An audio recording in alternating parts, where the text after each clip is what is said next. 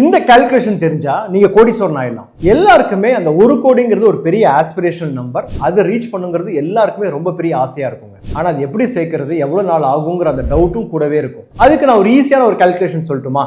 ஒரு 12% ரிட்டர்ன்ஸ் வரக்கூடிய ஒரு ஈக்விட்டி ஃபண்ட்ல நீங்க இன்வெஸ்ட்மெண்ட் பண்ணும்போது பர் மந்த்துக்கு 5000 rupees மாதிரி நீங்க போட்டீங்கன்னா 30 இயர்ஸ்ல நீங்க 1 crore ரீச் பண்ணுவீங்க. அதுக்கு பதிலா 10,000 rupeesங்கிற மாதிரி நீங்க பண்ணீங்கன்னா 21 இயர்ஸ்ல நீங்க 1 crore ரீச் பண்ணுவீங்க. 15,000 rupees பண்ணீங்கன்னா 17 இயர்ஸ்ல நீங்க ரீச் பண்ணுவீங்க. 20,000 15 இயர்ஸ், 25,000 13 இயர்ஸ் அண்ட் 35,000 10 வருஷத்துல நீங்க அந்த 1 crore ரீச் பண்ணுவீங்க. இப்போ உங்களோட வயசு 25 அண்ட் உங்களோட சேலரில இருந்து ஒரு 10,000 rupees தான் இன்வெஸ்ட்மெண்ட் பண்ண முடியும்னு வச்சுட்டா கூட 45 வயசுக்குள்ள உங்களோட 1 கோடி ரெடிங்க. ஸோ காசு இல்லைன்னு சொல்றதை விட்டுட்டு சட்டு போட்டு கோடீஸ்வரன் எல்லாம் வாங்க.